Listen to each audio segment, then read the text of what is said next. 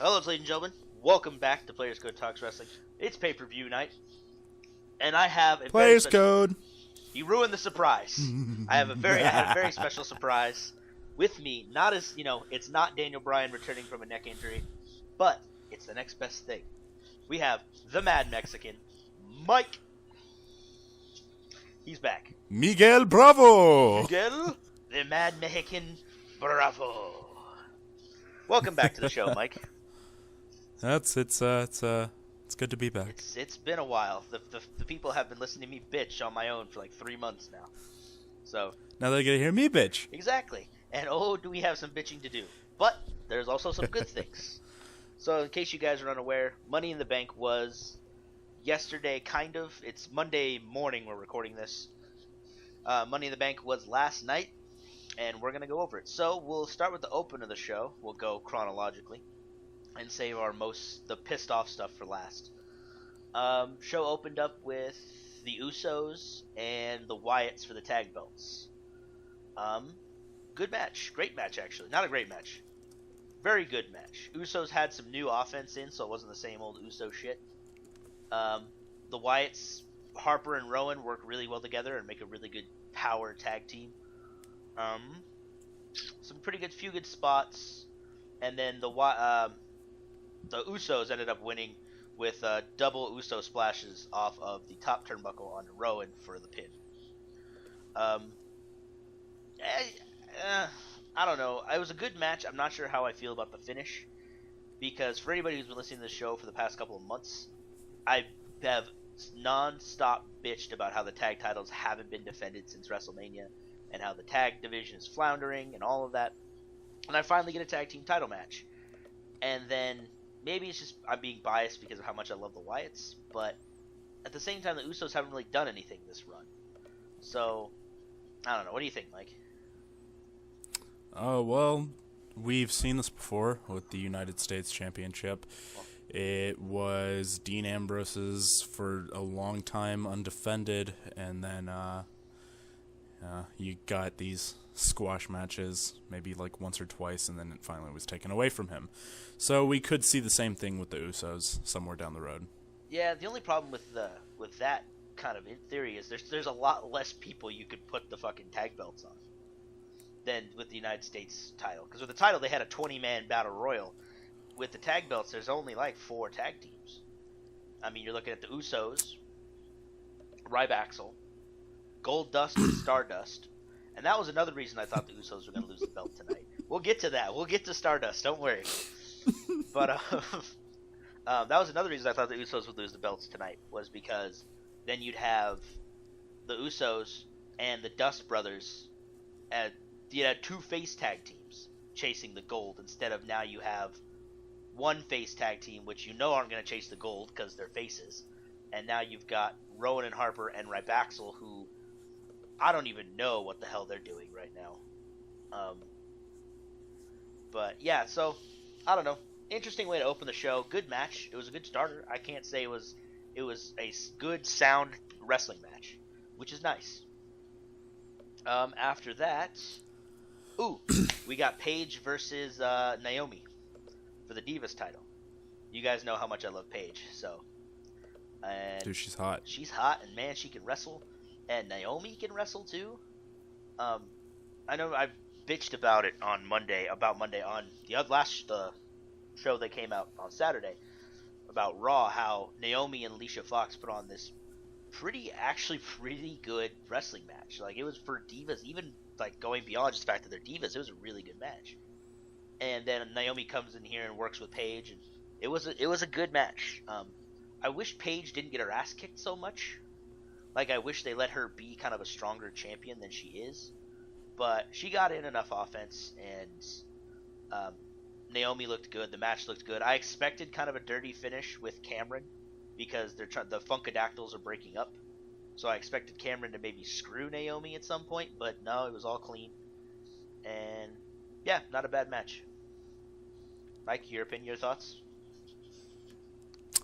Whenever I can see Paige's ass jiggle around in the ring, I am more than happy. There's that pig sensibilities. That's my boy. Nah, man, dude, I have been on this show preaching for months that, dude, I'm sick of creative not doing shit with these girls. I'm sick of like all this bullshit that the women are having to go through. I just want them to have storylines and have a point to them wrestling. And then Mike comes in and just look at that ass. Okay. If you want an honest opinion, yeah, honestly. I will jump ahead to the Layla and Summer Rae match. God, why? Why'd we jump ahead to that? Because we're talking about the divas here, Caleb. It's true. So, I don't like the way they wrestle. I think it's very sad. Well, there's a caveat to that, though. There are a handful, and I mean handful as in I can count on 5 fingers, the divas in the diva division who can actually wrestle and wrestle well. And Summer Rae and Layla are not on that list. Summer Rae yes, isn't but that they bad. are given matches. It's annoying to me. I see them. It's true. I agree. Completely agree with you. They're given matches to further the plot of that fucking reality television show. That's the only reason they have matches. Like, that's it. Like, it's just because they were feuding on Total Divas, or they wanted to get people to watch Total Divas. And god damn it, why those two things cross over, it shouldn't be. It pisses me off so much. It has apparently a decent viewership if it's still going. Man, and people love Legends House too, so that's a thing still? Oh yeah, no, they wrapped up their first season and they're talking about who they want to bring on for the second season. Oh god. There are talks of the Hulkster. Ooh. Because I want to watch Hulk Hogan in reality TV again. I know, because I want to watch Hogan Knows Best Part 2. That'd be fucking fantastic. But no, I completely agree. A majority of the divas don't deserve the treatment that they got back in the 90s and through the Ruthless Aggression era, where the divas had storylines and we got to see them talk backstage and they were doing interviews. But there are some that do. And then with the new roster of NXT divas coming up, man, that divas division is going to be stacked soon. To go back to what I said about Paige, yes. You say the 90s divas treatment. The 90s divas treatment was titties bouncing around in the ring while clothes were being ripped off and Edge was banging Lita in the middle of the ring. That is the 90s diva treatment. Okay. Is that ass bouncing around. But the thing is, though, they don't even get that. Like, they're not even sexually exploited anymore. They're literally just, they don't get the storylines. They're not sexually exploited. Creative doesn't know what to do with them anymore. Like, they don't take them seriously as wrestlers. But then they also can't put the tits and ass out there because of the PG-13 rating. So literally, Creative doesn't know what to do. They're just like, put some shit on Instagram and then go wrestle and we'll talk about it. And that is something that has pissed me off so much. I know we're like ignoring Money in the Bank and we're just going off, but I'm trying to catch Mike up on the things that I've been bitching about. I'm tired of them telling me why these guys are wrestling, when back in the day they used to show you. Like, they would jab at each other backstage, or one guy would jump another guy or something. I'm tired of seeing two guys wrestle seemingly for no reason and then hear Michael Cole inform me that, they were battling on Twitter, or Stephanie sent Kane out here to kick Kofi's ass because of something he said on Twitter, or something like that. It's like, why don't you show us that instead of just telling us? Like, it annoys me to no end. The power of social media takes away so many responsibilities on the writer's side. Fuck the social media. Anyway, alright, so Paige wins and retains the title. I was worried that she was going to lose the Divas title, just because I've been hearing grumblings that the higher-ups don't have a lot of faith in the NXT bring-ups. But, nope, she held on to the belt, which was awesome. And, yeah, and then there really wasn't any advancement in the Funkadactyls story. So, before we move any further, talking of NXT come-ups, Bo Dallas was on the pre-show. He interrupted Daniel Bryan talking to the fans. Daniel Bryan came out, and I guess Daniel Bryan, and I hope to God that it's just a work, that it's not actually true, but Daniel Bryan might have to have another neck surgery to fix the weakness in his arm. And I hope it's just a work. I hope he's gonna surprise us all and whatever. But anyway, yeah, he came out and talked about that on the pre-show. You said you were gonna say something. Honestly, just they need more Bryan. I mean, I know I'm not a big Daniel Bryan fan, but I'll express more on that later when we discuss the ending of the show. Okay, sounds good. But the whole reason I brought up the pre-show was Bo Dallas coming out, and dude, I am a Bo-liever. I have been made a Bo-liever by watching Raw the past couple of weeks since he's come up. And dude, this guy, his character, he has there's no wonder that him and Bray are brothers, because they both are so good with their characters and completely dive into their characters that it's insane. And Bo, with his victory laps and his he'll win one exchange of moves and then roll out of the ring and be like, "I'm winning," or the speeches he gives after a match, dude, it's fucking awesome. And when he came out and interrupted Bryan, it was just I'm happy anytime I get to see Bo. So. Yeah, I still have yet to see any Bo, so I have no opinion on him yet. So, sorry, Mike, my equipment messed up a sec. You want to repeat that? I just said that I've yet to see any Bo, so I really have no opinion on him yet. You're in for a treat, my friend. Bo is, it's unbelievable. And he's also Thank you, Caleb. He's also 9-0. He hasn't lost on Raw yet. He hasn't lost. Stop. Stop. I sound like JBL now. But yeah, no, you sound like Michael Cole. God damn it. I love it, though. No, dude, the funniest part, and people who listen to the show know, I talked about it from Raw. He beat Titus O'Neil, and Titus is laying in the corner kind of recovering after the match, and Bo goes outside, and he grabs the microphone. He just walks up to him and goes, "Hey, buddy, I'm 9-0. It was great. Oh, wow. I loved it. But anyway, all right. Enough of me jizzing all over Bo Dallas. Up next was it Paul Revere versus Adam Rose? I think so. So we get Damian Sandow, who has been dressing up as whoever the fuck they want to dress him up as every week. He does a great job. I mean, he's interesting, at least. But he comes out and he shits on Boston and has Paul Revere and all this stuff. And then you get the Rosebuds and Adam Rose to come out, and they have a match. It's a throwaway. It's a filler match, basically. Rose wins with the party foul. Man, you know, you expect filler, and filler happens. But there's so many other people they could have put out there to have a match. And, you know, they could have done something with a story, even.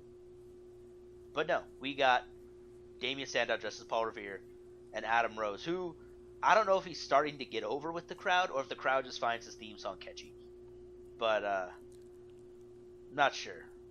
I was excited for Adam Rose to come to the WWE, and then he got to Raw, and I was just like, They just haven't done anything with him. He's been just kind of left to flounder and die.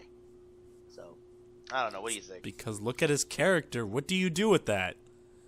I don't know. Fandango. What kind of rivalry? What kind of rivalry? What kind of story do you set up with a dude who parties around all the time? They were teasing something to set up with Swagger with the deportation list and all that shit, but that never went anywhere. I mean, they could have done something. Not like Jack Swagger's doing much these days, except getting a really cool T-shirt that I really kind of want. Dude, that shirt's awesome. The fucking with the handprint for the We the People thing. Love that shirt. But yeah, so next thing you know, you're gonna be telling me that I need to go back to Mexico. Mike, you're on my deportation list. Yeah, no, dude, that's somebody who, I mean, a lot of people are really pissed off about Swagger, which actually this will lead in because the next match after the bullshit filler match is the contract match. So, starting with Swagger, people are really pissed off about Jack Swagger because he apparently just, whether or not it's true, he apparently just injures people. Like, he's just apparently not a very safe worker. Like, he gave Ziggler a concussion. He hurt Bad News Barrett on SmackDown, which is why BNB was not in the contract ladder match tonight. Yeah, I was very shocked by that. Yeah, he had a very severe separated shoulder, or even worse. Like, they're saying it could be pretty bad. I was hoping for a push with Bad News Barrett. That's the thing. A lot of people, once Bad News Barrett was out of the match, it basically became, we all know who's gonna win, because it was kind of between Seth, Dean, and Bad News, and Bad News goes out. Ambrose, he's one of those, right now in his career, he's one of those guys who he's gonna be better off chasing than he is actually getting the prize. And plus, I could see them doing a match where Rollins puts up the briefcase again, in a match against Ambrose, come like SummerSlam or Battleground. But yeah, so BNB absent from the contract ladder match, sadly. But this match, all ladder matches are spot fests. It was, high spot after high spot. There was one where Kofi, was it Kofi? Yeah, Kofi had set up a ladder between this big ladder and the ropes, so it was like a bridge. And he backdropped Seth Rollins onto that ladder. So Seth hits the ladder, but I don't know, because the ropes were, the way the ladder was, Seth goes up, the ladder then slides out from underneath, from being locked inside one ladder and goes down onto the mat.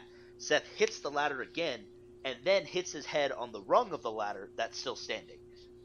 It was a crazy fucking spot. They had a few of them that were pretty cool. And there was one where Dean delivers a DDT to Swagger off the ladder, and the refs check on him, and the ref throws up the X. Now, for those of you who don't know, ref throws up the X, that means the guy's hurt. Really hurt, like for real injured. But the ref did it a couple times, so I don't know. But anyway, and Dean sells it with the cameras right up close so you can hear him screaming, "It's just dislocated. Pop it back in. I'll do it myself. Just pop it back in." And the refs make him leave. So Ambrose, and the crowd's pissed. The crowd is fucking pissed. Like, he has to go to the back. So the match continues on for a while. And then Rollins gets, basically, looks like he's going to win the match uninterrupted. Nobody's going to stop him. And you can hear the crowd chanting, "We want Dean. We want Dean," as he's setting up the ladder. And then Rollins goes to climb the ladder, and I swear to God, I thought Stone Cold Steve Austin had come through the fucking curtain. Because, like, that place erupted when Dean Ambrose came back down to the ring. And hits Rollins with the chair, goes to win. Kane comes out and fucking screws him, and then Rollins wins the briefcase. So it happened the way you thought it was going to happen. But I was hugely surprised by the fucking just, like, almost Austin-level pop for Ambrose. And I don't know if it's because of how much the people like Ambrose or how much they hate Rollins, or both, but it was awesome. What about you? All I have to say about that is when the Shield first split, I remember you telling me you were very upset about it because you were such a big Shield fan. Yeah. Now, I told you this was necessary so that way Rollins wasn't constantly living in the shadow of Ambrose. Yeah, I know, but within kayfabe, I was heartbroken. Outside of it, I understand it was the right thing to do, but inside, the fan in me still was heartbroken. Yes, but and now I feel Rollins is rising as he should be. Yep. But not as well as he could be because of the fact that he is a heel. It does. Being a heel is very difficult because you are made to lose. At the end of the day, the heel is supposed to lose. And you're right. And that's then, losing makes you look weak. It hurts your character. But good heels, like, take a look at probably the prime example of the best heel in the time that I've been watching wrestling is Triple H. That dude could get his ass kicked. He could lose. He could blow out a quad and be gone for months. He would come back, and people would still see him as a threat, and he would still be the best heel in the business. Now, do I think Seth Rollins is the best heel in the business? No. But I think he has the potential to be one of the top heels. He's good on the mic. Yeah. He's got great in-ring ability. He's got all the parts.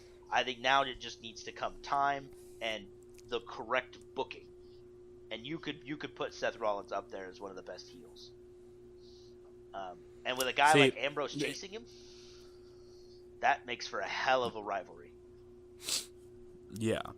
Going back to what makes a good heel, in my time of watching and being a fan, what I've learned is that there are really only 3 types of heels that have ever truly been successful and have ever really worked. And that is the manipulator, right? The completely evil asshole, yeah, or the opportunist. Okay. Edge, yep. Randy Orton, yep. Triple H. Triple H, the manipulator. Randy Orton, just pure fucking evil. And then Edge, the ultimate opportunist. Every time he won Money in the Bank, whatever he could do, he was always there in some way for you to hate him because he just did what he could do to win. Yeah. No, I agree. And you almost said that's the thing. I'm excited. Oh, go ahead. I'm excited to see what kind of heel Rollins can be. Yeah, no, and the thing is, though, you talk about there being 3 kinds of heels, and I agree with you. But I hate to suck on Hunter's long schlong, but the guy, Triple H, was almost all 3 of those things. Because that dude was crazy and evil as hell, especially when he got the sledgehammer thing going. I mean, the dude roofied Stephanie McMahon and married her unconscious body. How much eviler do you get? You know, he's a manipulator with, like you said, and he's an opportunist. He would always do whatever he had to do to win. So Triple H embodies kind of all 3 of those things. And it's just, and like I said, I hate to, I love Triple H. I love what he's become as a businessman, like behind the scenes. And also I love the fact that he put over the Shield 2 pay-per-views in a row. And the second one being a clean fucking sweep of Evolution. That was, like, you can never say that Triple H has not done anything good for business. Like, actual business, not the kayfabe business. Yeah. But, so... Triple H is, he is the man. He is the man. And we were talking about this before we started the show, that once Vince passes away, because that's the only fucking way you're ever going to get him to let go of the company. Once Triple H takes over, I'm very excited to see what happens, because I love watching NXT, and I can just imagine a bigger budget NXT, but with the big stars and all that stuff we have now. And and hopefully, as I said, Vince is going to be around for a long time. I don't know. He's got to be like 60 or 70 now. The steroids he did when he was younger couldn't be doing any favors. It's always the ones that you want to go that stick around the longest. And don't get us wrong, Vince McMahon has revolutionized the world of professional wrestling. He's the reason that people like me and Mike and I do this show and we watch wrestling. What he did for the business is incredible, but there's also a time when you need to step down, and Vince has hit that point. So, but no, contract ladder match was awesome. I enjoyed it. I love Dean Ambrose. I love Seth Rollins as much as I hate Seth Rollins. And I'm fucking sick of Kane, though. I'm really sick of Kane. And I'm really sick of them slow trying down to get me there. to call He's him not Demon until the Kane. last match. Well, he showed up in this match, so I can talk about him a little bit. But I'm sick of them trying to get me to call him Demon Kane. I'm not gonna fucking do it. Anyway, they've been trying that since like the first day he walked out to take down the Undertaker.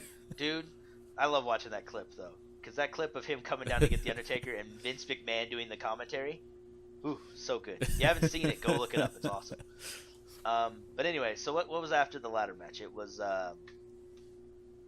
it Big E and Rusev? After the ladder match was the possibly, I believe so. It might have been Big E and Rusev.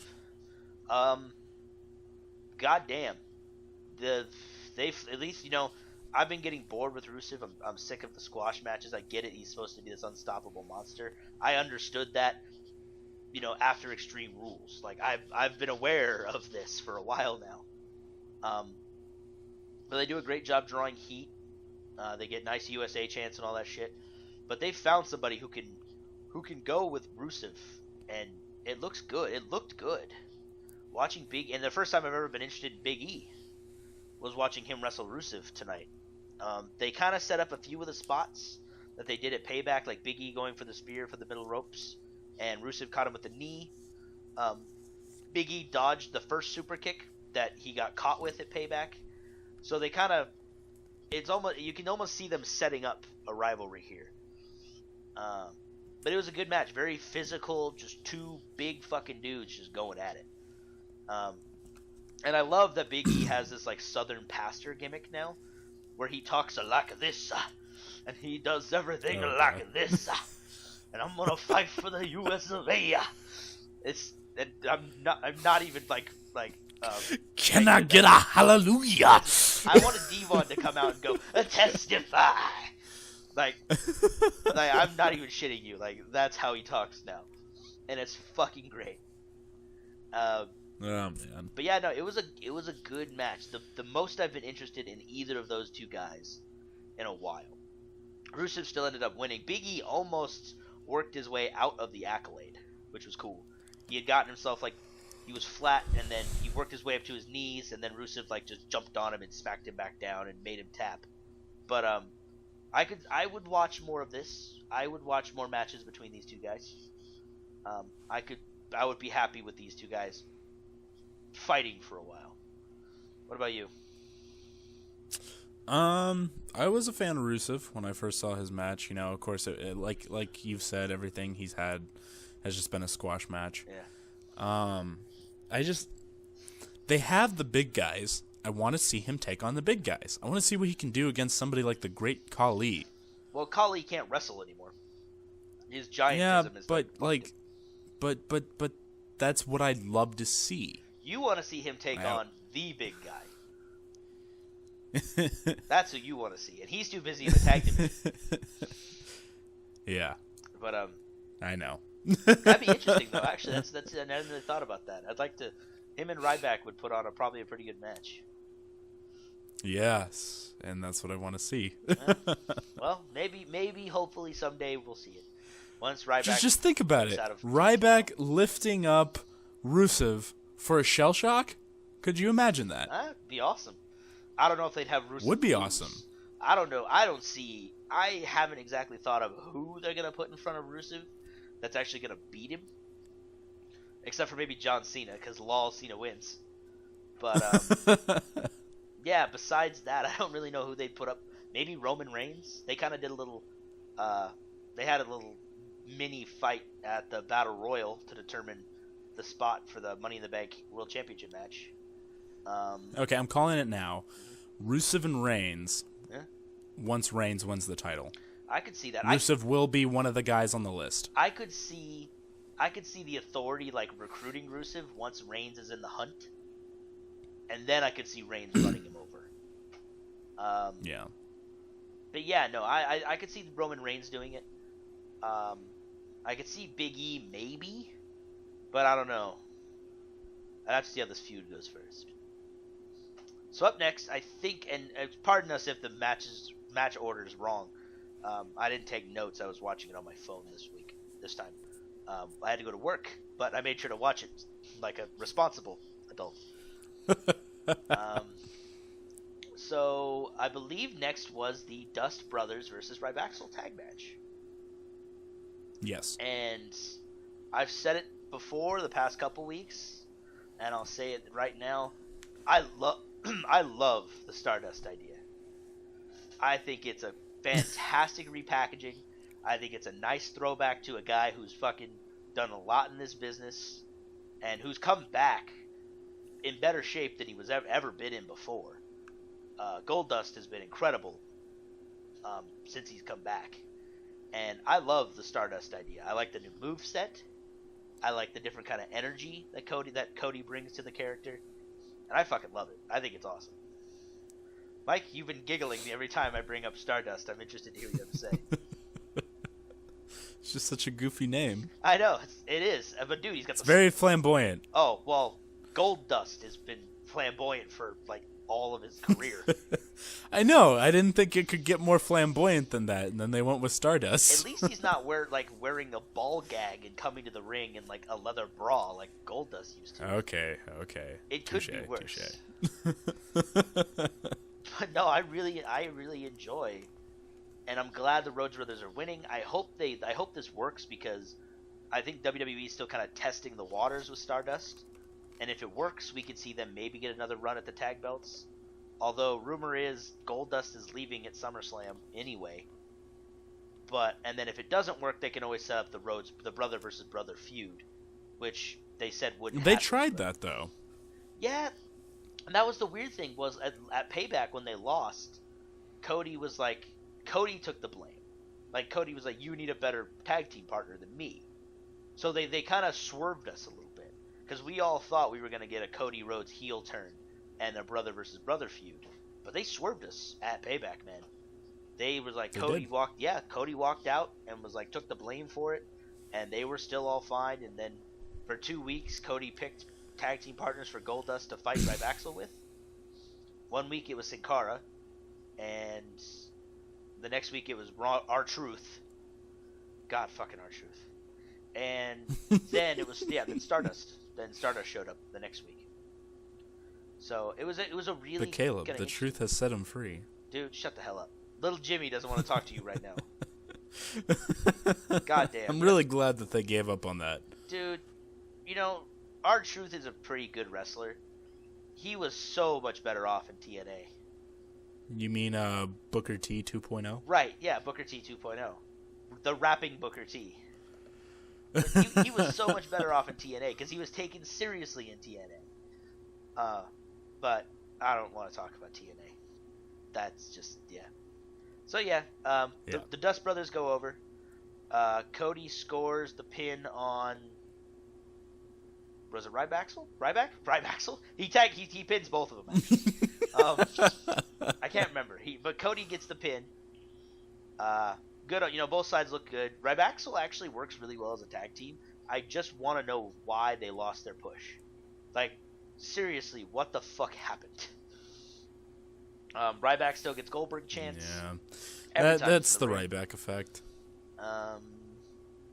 Yeah, so I'm interested to see where the Dust Brothers thing goes. I hope it works out and Stardust gets to stick around for a while. My apologies, my controller decided to die. Yeah. God. All right. Okay, so can you repeat the question again? The question, I didn't ask a question. I was just kind of wrapping up stuff. Okay, yeah, what was your wrap up then? My controller died too. When I asked you to repeat your shit, my controller had died too. Or had shut off. So my wrap up was just that I hope that the Stardust sticks around for a while. Yeah, that's pretty much it. All right. So moving on, they picked the right match to go before the World Heavyweight Championship match, because the crowd did not give a fuck, and everybody could go pee. Because up next we have the Summer Rae versus Layla match with Fandango as the special guest referee.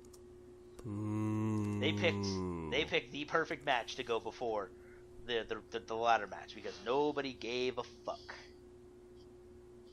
Kind of like with the stupid Paul Revere match. WWE does one thing right. They know how to book the match order. So this is just a fucking catastrophe. It's just not a good match. It's Layla and Summer Rae, would they do a move, but then they'd one of them whoever was dominating would shove her chest out at Fandango, or Summer Rae would run her hand down her legs as she has her boot to Layla's throat, or It's just it was bad. Fucking Layla won. I don't care. It was just bad. It was terrible. It was bad. It was a really quick match. Yeah, well, yeah, it was. Thank God. Can you imagine if this had gone on for 10, 15 minutes? I would have had to kill myself. Like, we wouldn't be doing this show because I just would have been dead. Because Fandango is the bane of my fucking existence. Like, you know, I can kind of... Yeah, not a fan of him. And that's the thing, like, we were talking about who we were talking about. Oh, Adam Rose. We're talking about Adam Rose. His character is goofy as fuck. Somehow Fandango still finds time to get fucking television time. And a half-assed story to go with it. He's a chick magnet. Fucking Christ, man. He is the fucking wrestler that's sweeping the nation, Maggle. I love it. We Fandango on Friday nights, Maggle.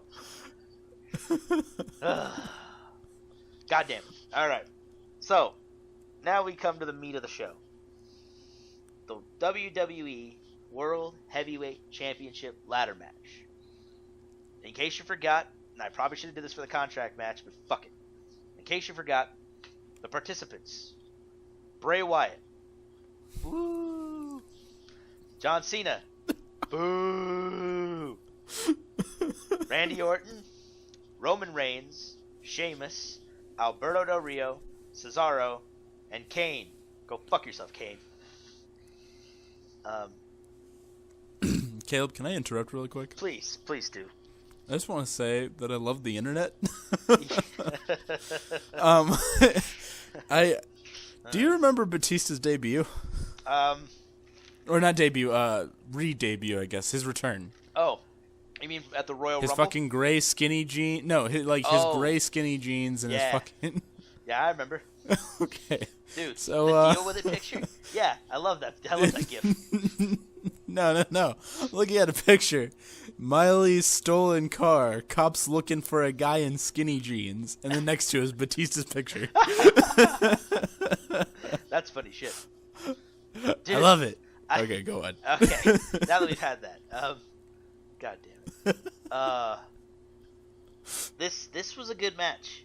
Again, very spot heavy. So it's hard to say whether it was good or bad because it wasn't a wrestling match. It was a ladder match, and they're two very different things nowadays. But it was good. It was done well. All the spots were pretty cool. Orton is one tough son of a bitch. He took a couple of nasty bumps, one on the back of his head, and then towards the end of the match, him and Roman were bouncing each other's heads off the ladder steps, and Orton got color. Orton was actually busted open. No blade, nothing. It was real. Like, he got really cut, and he was bleeding like a yeah, it looked pretty painful. Pig. He was bleeding like a stuck pig, man. But yeah, and I was like, oh shit. Like, it's weird to see blood again in a WWE match. You know? So that was an Orton dude, and he probably had the spot of the night where Cesaro's on the ladder, Orton grabs Cesaro's feet, pulls him feet first off the ladder, and catches him in an RKO. Out of nowhere, by the way. That was good. That was good. Because, you know, the RKO always comes out of nowhere, no matter when you see it coming. But it was a good match. I was kind of sad that Bray Wyatt didn't really do much. I mean, he got his tease because everybody did. Everybody got the, oh man, there's no one else in the ring and Sheamus is climbing the ladder. Oh man, there's nobody else in the ring and Alberto's climbing the ladder. Everybody got that. Nobody got one like Reigns did though. No, Reigns' was cool. He went on a rampage and he just super punched everyone. He super punched the fuck out of everybody. He even speared Cena. Like, I was surprised. Yeah. Cena ate a spear. And yeah, and then of course, like the end to every gimmick match, there was the chain of finishers. Yeah. you know, Cesaro hits his, Bray hits Sister Abigail on Orton. It was, Cena hits the AA on Bray. It was fucking ridiculous. But you got a bro kick over here. Yeah, fucking bro Del Rio, who I don't even know why the fuck Del Rio's here. Like, what point did he serve as besides just like Roman Reigns chew toy. Like, seriously. The dude hasn't had a story or a gimmick in months. Literally, he's only surviving. He's still relevant. He's only surviving because JBL calls him Mexico's greatest import every fucking time he comes out. If you guys can't tell, I have a real distaste for the commentators. No, Caleb has a real distaste for Mexicans. I am not racist at all. Racist jokes are just the funniest. Cain Velasquez. Hey, shut up. I hate Cain Velasquez for a very stupid reason. That dude made my life hell when I was playing UFC. We're not talking about that. So this was actually a pretty decent match. Now, before we get to the finish, which if you guys don't know what the finish is, I don't know how you didn't see it coming. I talked about it on the show that came out a couple days ago. There was a leak for the SummerSlam poster that was Cena and Lesnar. Now, there was a couple things in my head I tried to maybe justify. I was like, well, maybe because the poster got leaked, they're going to change the ending to screw with people. Or maybe there's no showing that John Cena is the champion on that poster. So maybe it's just like a match, my brain just was in denial. I didn't want to believe it because I fucking hate it. But it came true. John Cena climbed to the top of the ladder and unhooked the belts, and John Cena is, for the 15th time, WWE World Heavyweight Champion. Boo! Well, Cena wins. Lol, Cena wins. Mike texted me, actually, after he finished the show and just said, I'm fucking done. And I agreed. The thing is, though, and I said I would explain to you, Mike, why it makes sense. And it does. It makes sense for a couple of reasons. One, there's only two guys that could go up against Brock Lesnar at SummerSlam and get absolutely fucking destroyed and not have their character be damaged by it. That's John Cena and Randy Orton. And Orton's already a heel. So they're not going to turn Orton, and they're not going to do heel versus heel. Because whoever you fucking put in the ring with Brock Lesnar is going to be the face. I think, though, you probably could have gotten away with that. But yeah, so right now, John Cena is the only guy who can go to SummerSlam with the titles and lose in such a spectacular fashion and not have his character be damaged. Because it's fucking John Cena. John Cena could go out and murder somebody and probably not have his character damaged. Kids would still buy his shit. So before we get too far away, I want to talk more about the match. Mm-hmm. I'm not a big fan of ladder matches these days. Yeah, like I said, they're very spot heavy. They're very they're not like they used to be. No. You no longer have those Jeff Hardys jumping off the top ladder, breaking another guy through a ladder set up outside of the ring. Yeah, it's true. You never have a lot of that high flying stuff, which is really what made ladder matches. It's just really a lot of one-on-one in the ring while everybody else is falling out of the ring constantly. Yeah, it's something that WWE's always had trouble with. Multi-man matches have always been kind of a tough spot. Triple threat matches, fatal four-ways, all that have always been kind of, I don't know, just like the right creative just doesn't know how to book it, or what, or not only, we know what I mean, but it's always been tough where it's always like, all right, let's beat the two guys beat the shit out of one guy, roll him out of the ring, and then those two guys fight for a while. Whereas other promotions like WCW, TNA, and like that have just kind of found better ways to handle it. And it's always been kind of a weird thing with the WWE. But I agree. I don't like that it's one-on-one until some guy goes out of the ring, then the next guy gets in the ring, and then it still becomes one-on-one. Yeah, I was excited for Money in the Bank for this reason. I loved ladder matches. I watched a ladder match. It was WrestleMania 25. It was a great ladder match. Mm-hmm. I enjoyed watching it. But Money in the Bank it failed to impress me. It was a very dull match in my opinion. I did not enjoy it as much as I feel I could have. And that's the thing, is the funny thing enough is it's almost like a statement about who the WWE pushes as top guys.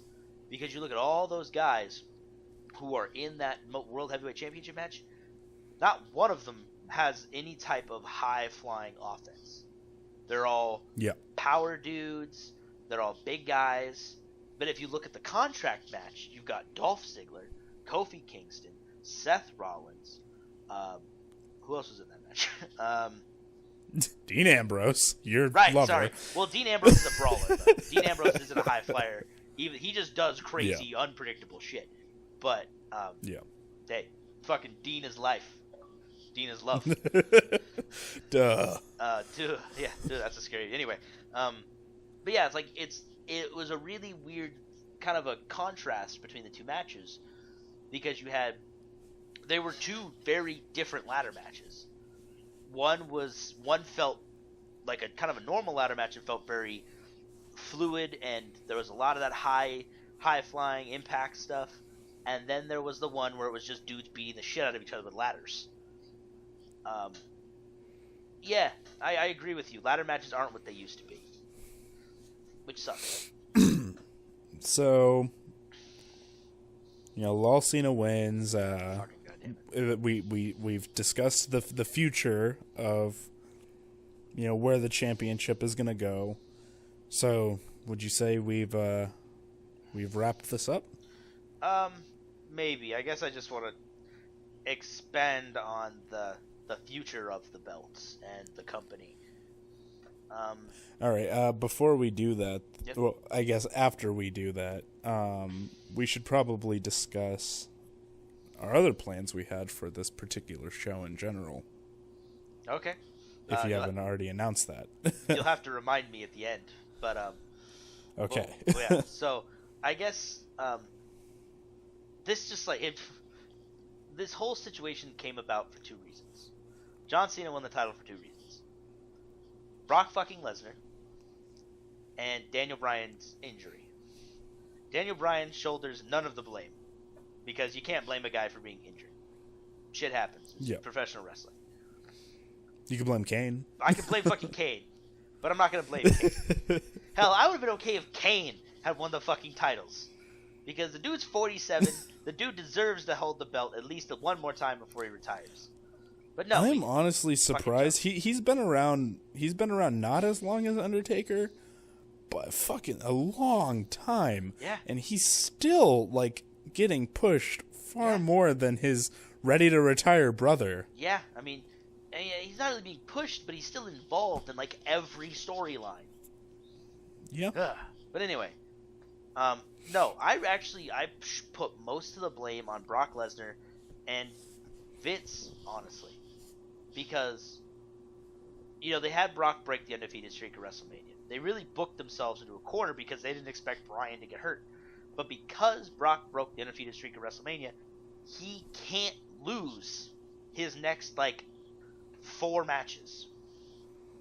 He can't, especially not the first one back. He beats The Undertaker, disappears from TV, shows up at SummerSlam to challenge for the title. That motherfucker's going over no matter who you put in front of him. Yeah. It has to be that way, because if you don't, then you cheapen The Undertaker's undefeated streak. And would that be shocking to you, though? Really?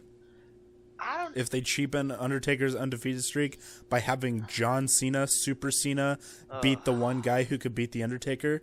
Have we had a John Cena versus Undertaker WrestleMania? No, we haven't. Next thing you know, John Cena's walking out there saying, "Well, if I was facing The Undertaker, I probably could have beat him. I beat the guy who beat him." Dude, that'd be a good heel turn for Cena. It would be, but they wouldn't do it. No, they won't do it. I don't know.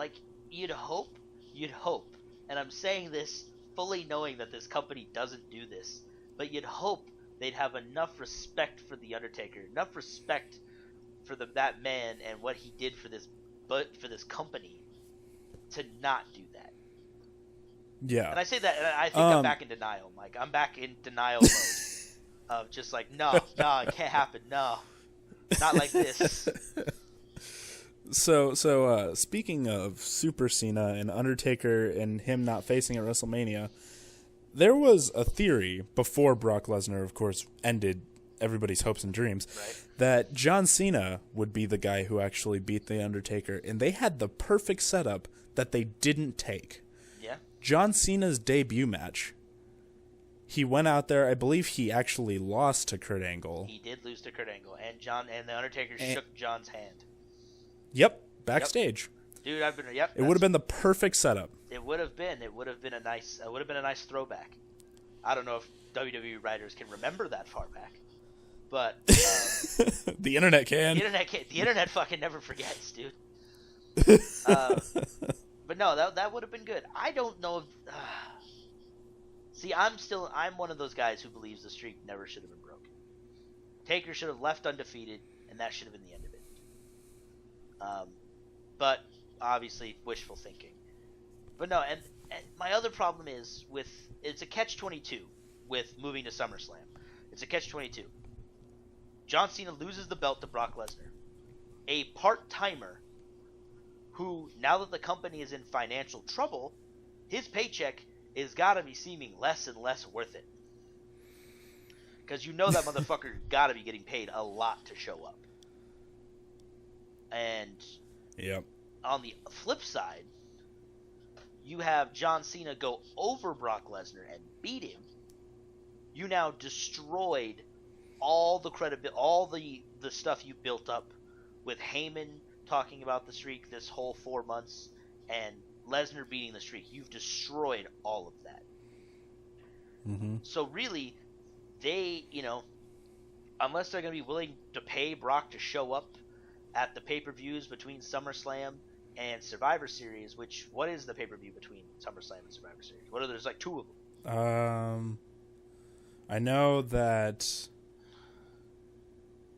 I can't remember. they said it tonight. It starts with a B. Oh, that's right. Tonight. No, Battleground is before SummerSlam. Yeah, it's the next one. So, I meant between, because I know Survivor Series usually is in October. They surprised me with Money in the Bank's positioning. They normally never have it this early, because I know I wasn't. The last time I was watching wrestling before we stopped and then started back up after WrestleMania, right. Money in the Bank was sometime in around November. Was it later on in the year? Yeah, it was around November, and then they put it this year in summer, or this go round. I wonder if they moved it up as kind of a contingency plan in case Daniel Bryan. Well, they could have. They possibly did move it back because Daniel Bryan got injured. Yeah, I have a feeling knowing that, because I am not really aware of the pay-per-view schedule, because I've been away for a while. But it would make sense that they moved Money in the Bank up after Extreme Rules, and basically said, all right, we're going to make Money in the Bank after the next pay-per-view after Payback. So if Daniel Bryan can't wrestle, we have a out. We can put the belt up in a ladder match and solve our problem. But then Bryan's been getting his recovery, his return is being pushed and pushed and pushed. And I'm worried. Going back to Cena and part-timers, he's lost the belt to a part-timer before. Who do you lose the belt to? The Rock. Oh, that's a good point. But The Rock has lost the belt to The Rock. But he's The Rock, and though. Lesnar is Lesnar. Yeah, but Lesnar's the guy who beat The Undertaker. Oh, you make a good point. Fuck. I'll admit when I'm wrong, and shit, I might be wrong. 'Cause that's an excellent point. I mean, The Rock is The Rock, but then of course within kayfabe, Lesnar is like immortal at this point. Huh. Well, shit. Well, I guess we'll just have to see. I'm excited for Raw tomorrow. So, and speaking of next week and scheduling stuff, I have mentioned it before, Mike, the news you were talking about. I guess we might as well just confirm it, because that's our plan now. I've talked about before, guys, that because of how much I fucking hate SmackDown, and really because nothing really ever happens on SmackDown, And if stuff does, we will talk about it. But we're going to drop SmackDown from the show, and we're going to cover NXT. So we will be doing Raw and NXT. Shows will still be recorded, hopefully on Fridays. That's my plan. Shows will then come out Saturday, and then and then obviously on pay-per-view weeks, we'll do what we did now, where we record the normal show and then the pay-per-view show. Although I didn't do that for Extreme Rules and Payback, but blame Mike for that because he's a shit. But we're happy to have him back. That's the whole thing. I do have something that I would like to say though. I told you I would give the WWE one more chance with Money in the Bank to impress me, to make me happy, to make me feel for the company again. Yeah. And they disappointed me. They let me down. Yeah, so I will be sticking strictly to NXT and giving a big fuck you to Raw and the main shows. I am going to be spending my time in the indies. The indies. No, and I've told you to watch the indies, man. Go watch Ring of Honor and all that stuff. And those guys put on great matches. Hell, a lot of those guys are coming to the WWE. Hopefully not to be used shittily. But no, that's the thing. And I agree with you, Mike. In an overall wrap-up of the show, Money in the Bank was not what I wanted it to be. There were specific moments or specific wrestlers or something that made me feel really good about the direction of the company, about those guys, and where we could go with those guys. But on the whole, this show let me down. And it's like, I'm pissed off that Cena's champion again. But this is one of those times where I can't go, it's Cena's, just because Cena wanted to be champion again. Or Vince wanted to put the belt on him again. It was circumstances. Circumstances led to John Cena being champion. So, it's 6-1, half dozen of the other, I suppose. But yeah, I will do my, I will still be watching Raw. I'll still be watching NXT. I watched NXT last week. So I'll be doing all the things people should do for this show. Well, Mike only does half the work. So, Anyway, thank you guys very much for listening. We really appreciate it.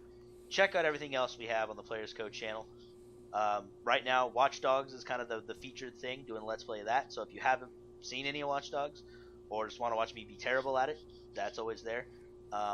We got tons of other videos that are up there. Go check them out. Like, comment, subscribe. I'm going to tease it in every video. We have a big announcement coming up. We're not quite ready to announce it, mostly because I just can't figure out how to do it. But give me time. We're almost there. And we got a lot of big stuff coming up, actually, that we all need to talk about. Players Code is going places. Players Code is going places. The places might be like the sex movie theater down the fucking road, but we're going places still. No, there's a lot of stuff happening that we're very excited about, and we will hopefully be able to share it with you guys soon. So, thank you guys for listening. I will most likely, we'll probably make another one of these next week. And Mike hopefully is here to stay now, not to just drop in every 3 months. Anything you'd like to say, Mike? We'll see how the Indies does. Man, damn Indies. Kill Steen, kill. All right. We'll catch you guys next time. Bye.